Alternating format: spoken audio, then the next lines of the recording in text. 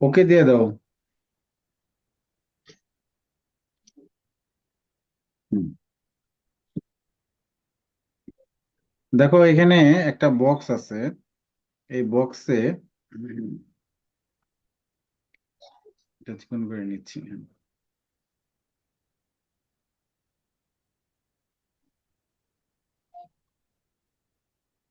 কাজ কাজ একে এখানে কি বলেছে একটু পড়ো তো। স্যার একটু জুম করেন, দেখা যায় না। তুমি ফোনটা কি খারাপ করে ধরছো? হ্যাঁ স্যার। ফোন পাতলা করে পড়তে হবে। ঠিক আছে, খারাপ করে ধরলে পড়া যাবে না।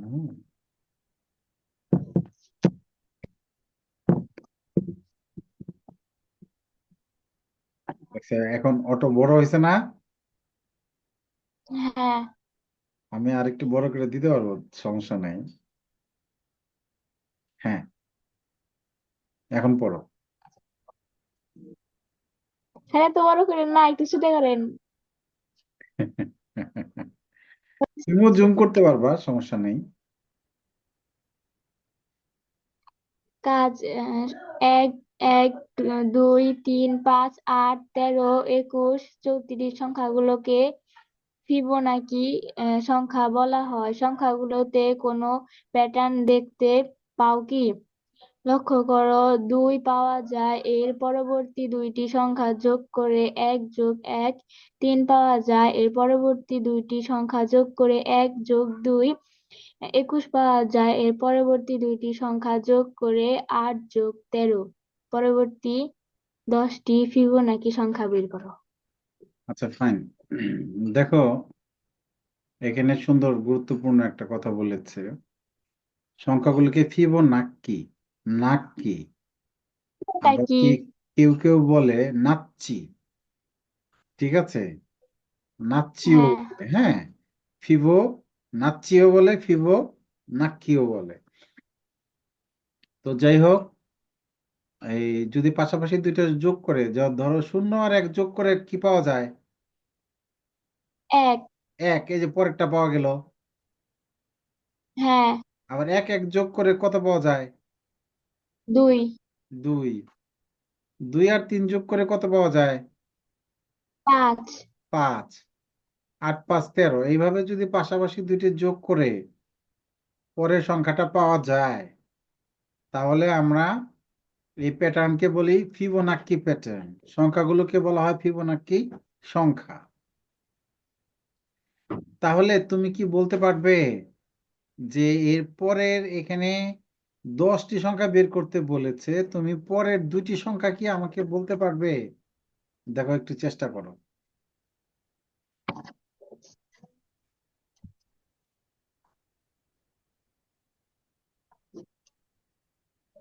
স্যার 55।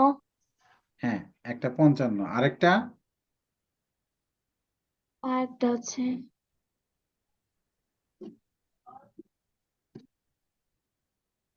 89।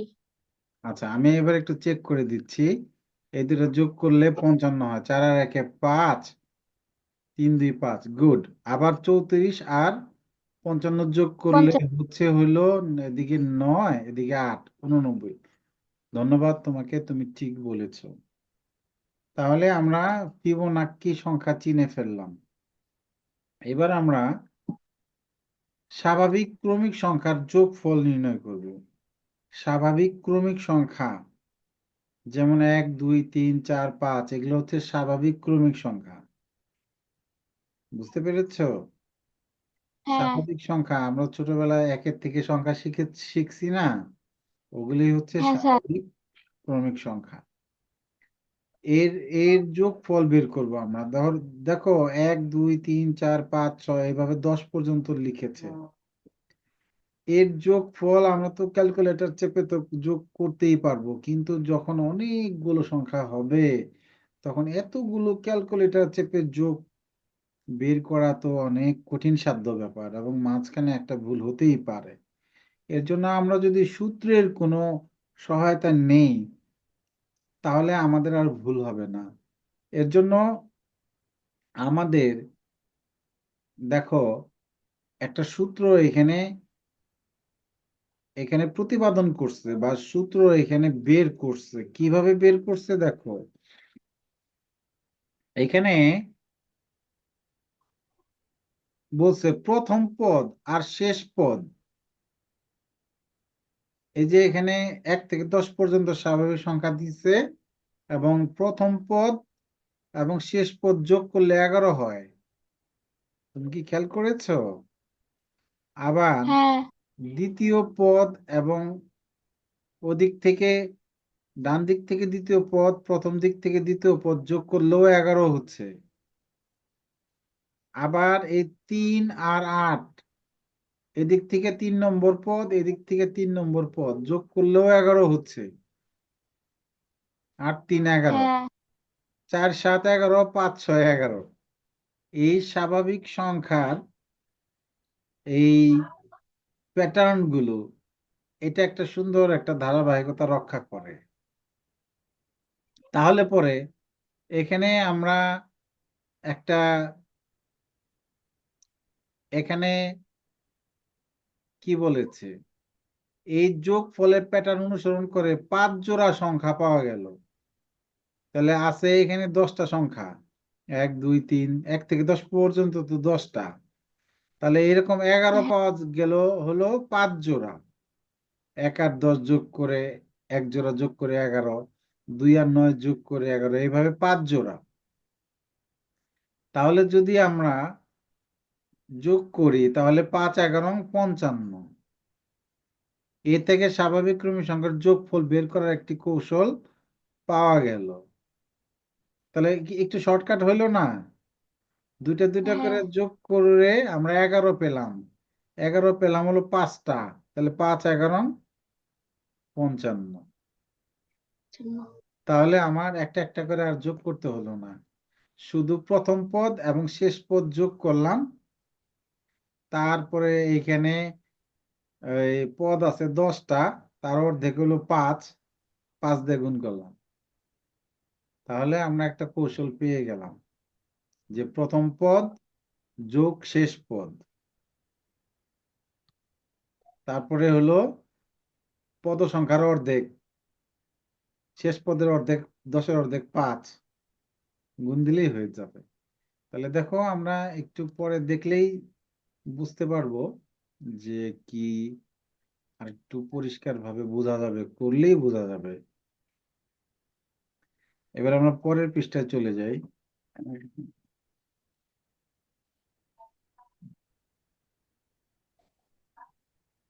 তাহলে কৌশলটা হলো যোগফলকে, যে 1 থেকে 10 পর্যন্ত যোগফলকে ক ধরা হয়েছে, এটা পরীক্ষায় আসে, এটা একটু প্র্যাকটিস করতে হবে। আচ্ছা, যে এই সূত্র প্রতিপাদনটা পরীক্ষায় আসে, খুব গুরুত্বপূর্ণ। ক ধরলাম, আবার সেই কটাকে উল্টে লিখলাম। এই 10 আগে, তাহলে এরকম স্বাভাবিক ক্রমিক সংখ্যা দেওয়া থাকলে আমরা কি করতে পারি, ক ধরতে পারি, ক ধরে তারপর উল্টিয়ে লিখবো। ক এখানে বাম পাশে ঠিক থাকবে, ডান পাশে আমরা উল্টিয়ে লিখবো। 1 প্রথমে আছে, এটা চলে যাবে শেষে, তারপরে 2, তারপরে 3, এইভাবে উল্টে যাবে, অর্থাৎ শেষেরটা আগে লিখবা, 10 9, এইভাবে আর কি। ঠিক। এবং লেখার সময় আরেকটা খেয়াল খেয়াল রাখতে হবে, আমরা যেহেতু যোগ করব, 1-এর নিচে 10, 2-এর নিচে 11, 3-এর নিচে 8, 7-এর নিচে 4-এর নিচে 7, এইভাবে খাড়া মিলিয়ে লিখবো, একটার নিচে একটা, কারণ আমাদের যোগ করতে হবে তো। হ্যাঁ, মিলিয়ে লেখার পরে আমরা যোগ করে দিব। এখানে কথাটা এইখানে যোগ করে পাই, এইখানে লিখছে, আমরা চাইলে এইখানেও লিখতে পারি যোগ করে। তাহলে এই দুইটা লাইন যোগ করে দিব, ক ক যোগ করলে 2 ক হয়। 10 আর 11 যোগ করলাম, ব্র্যাকেট দিলাম, 9 আর 2 যোগ করলাম, মাঝখানে তো ধরবে না, এর জন্য ডট ডট দিছে এখানে। তাহলে দেখলাম প্রথম দুইটা আর শেষের দুইটা যোগ লেখছে আর কি। আর মাঝখানে গুলি ধরবে না, এর জন্য ডট ডট দিছে, আমরাও তাই দিব। ঠিক আছে। হ্যাঁ, তারপরে তাহলে 1+10,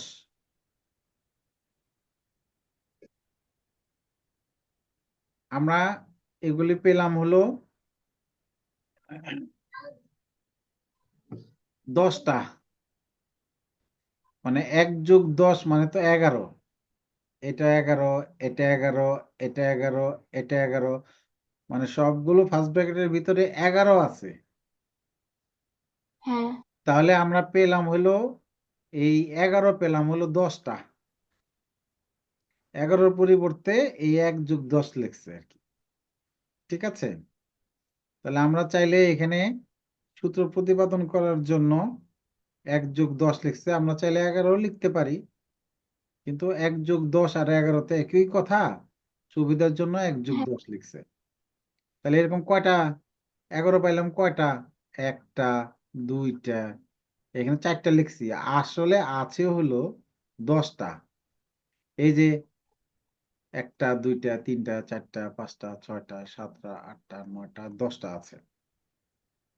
এই জন্য এখানে 10 লেখা হয়েছে, 10 আর 11 গুণ। হুম, এখন আমার তো যোগ করলে কর মান বের করতে হবে, দুই কর মান না। সমীকরণের এই যে দুইটাকে এবার তাড়ায় দিতে হবে। দুইটাকে যদি তাড়ায় দেই, তাহলে 2 এবং ক গুণ অবস্থায় আছে, আমার এখানে ভাগ হয়ে নিচে যাবে। এই যে ভাগ হয়ে নিচে গেছে, 1 আর 10 যোগ করে এই যে এখানে পরে 11 লিখছে, আমরা চাইলে এই 11টা আগেও লিখতে পারি, 11।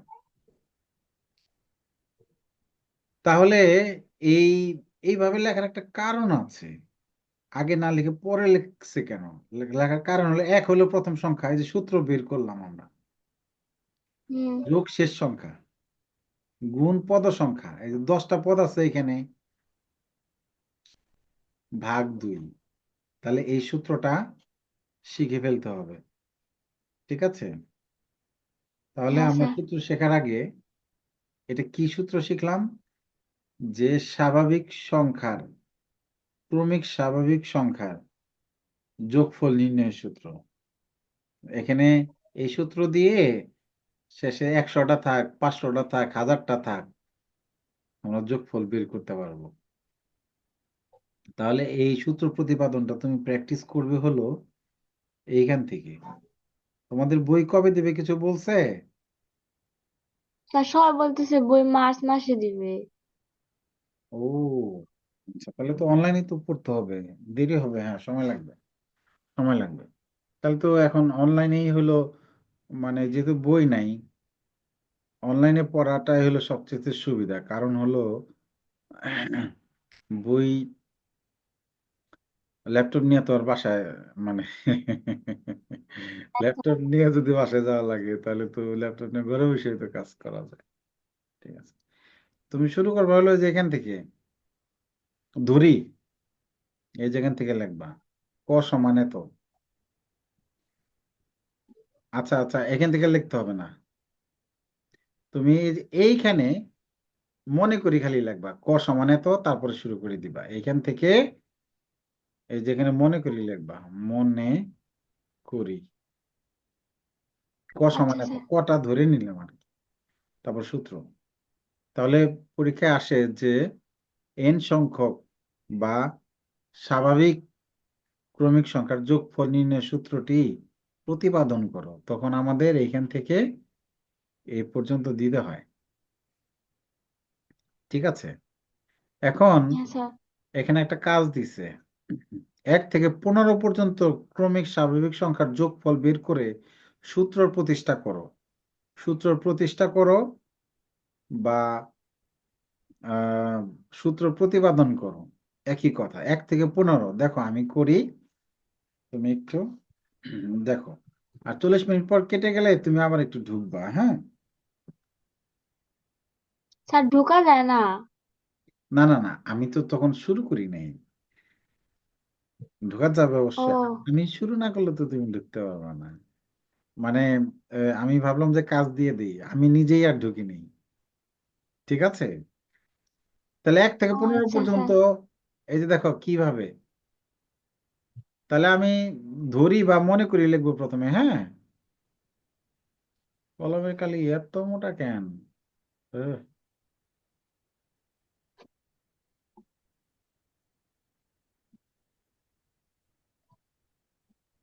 জুম করছি তো এর জন্য অনেক মোটা। তাহলে ধরি ক সমান ধরবো 1 থেকে 15 পর্যন্ত। 1 2 3। আমি আর এত লিখবো না, এত লিখবো না, বুঝছো? লাস্টে হ্যাঁ, 3টা লিখবো। 13 14 15। আবার তাহলে কি, পরের লাইনটা কি লিখবো মনে আছে? ওই লাস্টের 15 আগে এনে লিখবো। হ্যাঁ, তারপরে 14 লিখবো। তারপরে 13 লিখবো। তারপরে dot dot dot dot dot dot dot dot dot. তারপরে এখানে 3+2+1। তারপরে এখানে যোগ করে, যোগ করে ক যোগ করলে কি হবে বলতে পারবে? 2 ক। Good, very good. তাহলে 1 আর 15 যোগ করলে আমরা এইভাবে লিখে দিব আর কি। 16 লিখতে পারি চাইলে। সব 16 হবে কিন্তু, সুবিধা হলো হ্যাঁ, সব মিলে যায় আর কি। 2 আর 14 যোগ করলেও সেই তাই হবে, 16 হবে। দুইটাই লিখলাম, এখানে আর লিখবো না। এই পাশেও 2টা লিখবো। 14+2, আর শেষে 15+1। তাহলে প্রত্যেকটা ফার্স্ট ব্র্যাকেটে ভিতরে যোগ করলে কত হচ্ছে? 16। 16, ভেরি গুড। তাহলে আমরা এখানে বা দিই, যেহেতু এটা একটা সমীকরণ, সমীকরণ থেকে সমীকরণ লিখতে আমাদের বা দিতে হয়। হ্যাঁ তাহলে স্যার। 1+15 অর্থাৎ 16। 16 এখানে কয়টা আছে? 15টা। Very good. তাহলে 15 × 15। হ্যাঁ, একই জিনিস বারবার যোগ করার তো কোনো মানে হয় না, গুণ করাই ভালো। আমি আরেকটু বুঝাই হ্যাঁ, দিচ্ছি তোমাকে। ধরো যে 16+16+16+16 এখানে 16 কয়টা আছে? 15টা। না, এই এই যে, জায়গায় এই হচ্ছে যে এই যে নিচে লিখলাম যে 4টা। 4টা। তাহলে আমি 16 × 4 লিখলে তো সেই যোগ হয়েই গেল, আমার হয়ে গেল না? 4 16 64। হ্যাঁ, হ্যাঁ স্যার। বিষয়টা হলো তাই। অর্থাৎ তাহলে 15 কেন লিখলাম? এখানে 16 আছে 15টা। বুঝতে পেরেছো? হ্যাঁ, হ্যাঁ। তাহলে এটা এই সংক্ষেপে যোগ করে দিলাম। এবার হলো বা, আমরা কর মান বের করব। কিসের মান? কর মান তাই 2 কর উঠে মান। যাবে। তাহলে 1+15 গুণ 15/2। তো সুতরাং যোগফল, যোগফল সমান কত হইলো? প্রথম পদ, এই যে 1 কি প্রথম পদ, 15 কি শেষ পদ, হ্যাঁ, গুণ পদ সংখ্যা। এখানে 15টা পদ ছিল, হ্যাঁ স্যার। ভাগ 2। তাহলে সূত্রটা 1 মিনিট সময় দিলাম, শিখে ফেলো যে স্বাভাবিক ক্রমিক সংখ্যার, স্বাভাবিক ক্রমিক সংখ্যার যোগফল নির্ণয়ের সূত্রটি হলো প্রথম পদ যোগ শেষ পদ গুণ পদ সংখ্যা ভাগ 2। যোগ শেষ পদ গুণ পদ সংখ্যা।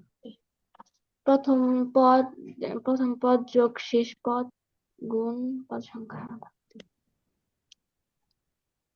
দেখো, আমি তো সূত্র প্রতিপাদন করলাম, সূত্র প্রতিষ্ঠা করার জন্য আমরা এইভাবে করলাম। এখন আসলে তাহলে যোগফলটা কত হয়? দেখো আসলে যোগফলটা কত হয়।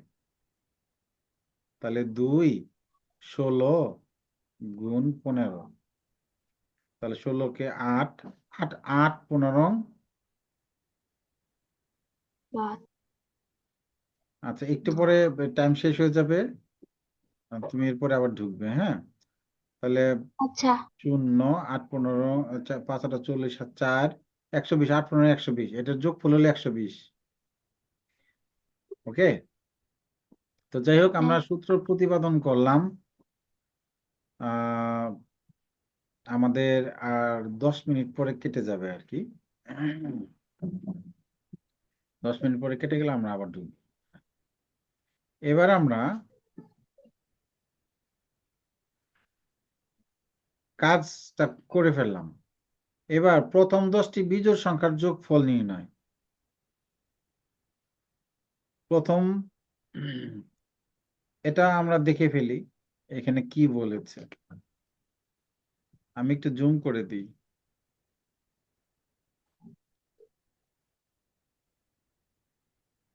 হ্যাঁ, তুমি একটু পড়ো। এই যে এখান থেকে, তুমি একটু পড়ো তো, এখান থেকে একটু পড়ো। প্রথম 10টি বিজোড় সংখ্যার যোগফল নির্ণয়। প্রথম 10টি বিজোড় সংখ্যার যোগফল কত? ক্যালকুলেটরের সাহায্যে সহজেই যোগফল পাই 100। 1+3+5+7+9+11+13+15+17+19 = 100। মানে এটা এভাবে এটা হলো প্রথম। ক্যালকুলেটর দিয়ে যোগ করে পাইছে প্রথম 10টি বিজোড়।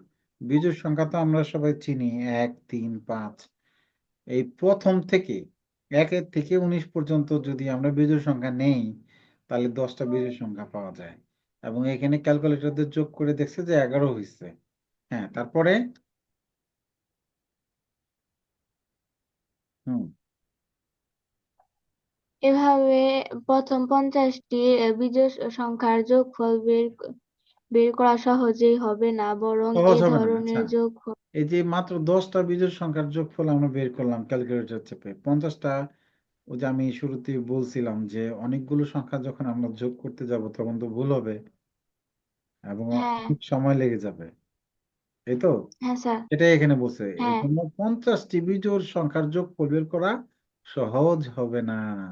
হ্যাঁ, তারপর বরং হ্যাঁ, বরং এ ধরনের যোগফল নির্ণয়ের জন্য কার্যকর গাণিতিক সূত্র তৈরি করি। 1 থেকে 19 পর্যন্ত বিজোড় সংখ্যাগুলো লক্ষ্য করলে দেখা যায় 1+19 = 20, 3+17 = 20, 5+15 = 20 ইত্যাদি। এরকম 5 জোড়া সংখ্যা পাওয়া যায় যাদের প্রত্যেক জোড়ার যোগফল 20। সুতরাং সংখ্যাগুলোর যোগফল 5 × 20 = 100।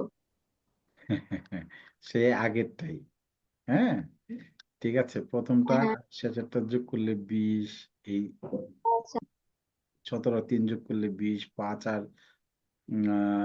15 যোগ করলে 20, 7 আর 13 যোগ করলে 20, 9 আর 11 যোগ করলে 20। ঠিক হ্যাঁ। আছে, হ্যাঁ। হ্যাঁ, তারপরে আমরা লক্ষ্য আমরা করি। লক্ষ্য করি 1+3 = 4 একটি পূর্ণবর্গ সংখ্যা। 1+3+5 = 9 একটি পূর্ণবর্গ সংখ্যা। 1+3+5+7 = 16 একটি পূর্ণবর্গ সংখ্যা ইত্যাদি। প্রতিবার যোগফল এখন একটি পূর্ণবর্গ পূর্ণবর্গ। সংখ্যাটা কি আমরা চিনি? পূর্ণবর্গ সংখ্যাটা চিনো জসিম? না স্যার, একটু পূর্ণবর্গ সংখ্যা হলো যে, ধরো যে বর্গাকারে সাজানো যায়, বা ক্যালকুলেটরে যদি রুট করি তাহলে দশমিক আসে না, সেটাই হলো পূর্ণবর্গ। ধরো 4, 1 2 3 4, এই যে এদিকে দুইটা এদিকে দুইটা বর্গাকারে সাজানো গেল। 9, 1 2 3, 1 2 3, এই যে এদিকে তিনটা এদিকে তিনটা, অর্থাৎ এটাকে যদি রুট করি তাহলে 2 হয়, এটাকে রুট করলে 3 হয়। হ্যাঁ, এটাকে রুট করলে 4 হয়, 4 4 16। ওই যে আমরা এইভাবে যদি নামতা মনে রাখতে পারি তাহলে পূর্ণবর্গ সংখ্যাগুলো সহজে মনে রাখতে পারি। 1 × 1 কত? 1। এক। তাহলে এই একটা হলো একটা পূর্ণবর্গ সংখ্যা। 2 × 2 কত? 4।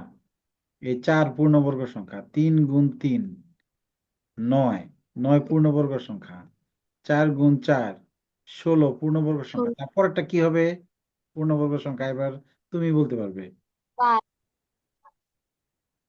5 পূর্ণবর্গ গুণ সংখ্যাটা কি? 5, 25। হ্যাঁ। তারপরেরটা কি হবে? 6 গুণ 6, 36। 36। পূর্ণবর্গ সংখ্যাটি হবে 36। এগুলি হলো পূর্ণবর্গ সংখ্যা, হ্যাঁ, বুঝতে পেরেছো? হ্যাঁ স্যার। 7 × 7 = 49, হ্যাঁ। 8 × 8 = 64। এগুলো হচ্ছে পূর্ণবর্গ সংখ্যা। 9 কে রুট করলে হুম, এই 3 পাবো আমরা, 16 কে রুট করলে এই 4 পাবো আমরা। ওকে, হ্যাঁ। তাহলে আমরা পূর্ণবর্গ সংখ্যাটা আমরা এখানে এই সুযোগে আমরা শিখে ফেললাম। তাহলে সেটাই বলছে, এগুলো হচ্ছে একটা পূর্ণবর্গ সংখ্যা।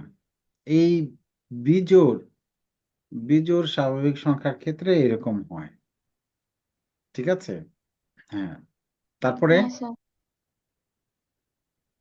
প্রতিবার যোগফল একটি পূর্ণবর্গ সংখ্যা পাচ্ছি, বিষয়টি জ্যামিতি প্যাটার্ন হিসেবে সহজেই ব্যাখ্যা করা যায়।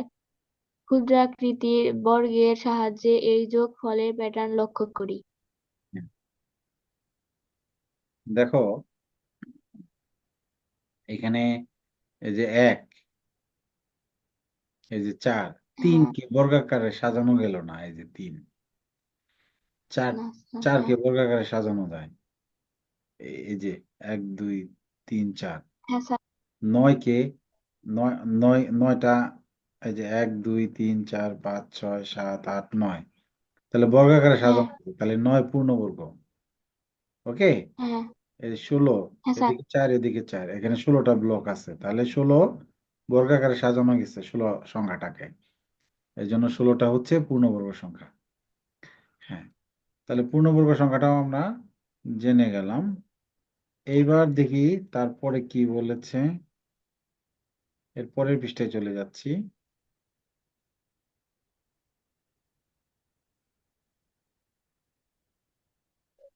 হ্যাঁ, এইবার এখানে কি বলেছে একটু পড়ো। হ্যাঁ, দেখা যাচ্ছে যে প্রথম দুইটি ক্রমিক বিজোড় সংখ্যার যোগের বেলার প্রত্যেক পাশে 2টি করে ছোট বর্গ বসানো হয়েছে। আবার প্রথম তিনটি ক্রমিক বিজোড় সংখ্যা যোগের বেলায় প্রত্যেক পাশে 3টি ছোট বর্গ বসানো হয়েছে। সুতরাং 10টি ক্রমিক বিজোড় সংখ্যা যোগ করলে চিত্রের প্রত্যেক পাশে 10টি ছোট বর্গ থাকবে। অর্থাৎ 10 গুণ 10 সমান 10 স্কয়ার বা 100টি বর্গের প্রয়োজন হবে। সাধারণভাবে বলা যায় যে ক সংখ্যক ক্রমিক স্বাভাবিক বিজোড় সংখ্যার যোগফল ক। ক স্কয়ার। ক তাহলে যখন বিজোড় স্বাভাবিক সংখ্যার বলবে, তখন আমরা খুব সহজে পেয়ে গেলাম ক স্কয়ার। স্কয়ার। অসংখ্যক ক্রমিক, এটি এটি এই লাইনটা খুবই গুরুত্বপূর্ণ, এই লাইনটা শিখে ফেলবা। সংখ্যক ক ক্রমিক স্বাভাবিক বিজোড় সংখ্যার যোগফল হলো ক ক স্কয়ার। স্কয়ার। দেখো আমি একটা প্রমাণ দিই। ধরো বিজোড় 1 যোগ 3 যোগ 5, এখানে কয়টা বিজোড় সংখ্যা আছে ক্রমিক? সবগুলাই। 1 যোগ 3 যোগ 5, এখানে কয়টা আছে? কয়টা লিখছি? 3টা। তিন- কয়টা লিখছি? তিনটা। 3টা। তাহলে এটা যোগ করলে কত হবে জানো? 3টা লিখছি এই জন্য 3 স্কয়ার হবে, মানে 3 3 গুণে 9। 9। দেখো যোগ করে দেখো 9 হয় কিনা। 1 1 আর 3 যোগ হ্যাঁ। করলে 4, 4 আর 5 যোগ করলে 9। 9। আচ্ছা, তারপর আমি আরেকটা বাড়ায় দিচ্ছি। দেখো তো 5-এর পরে বিজোড় সংখ্যা কত? 7। 7।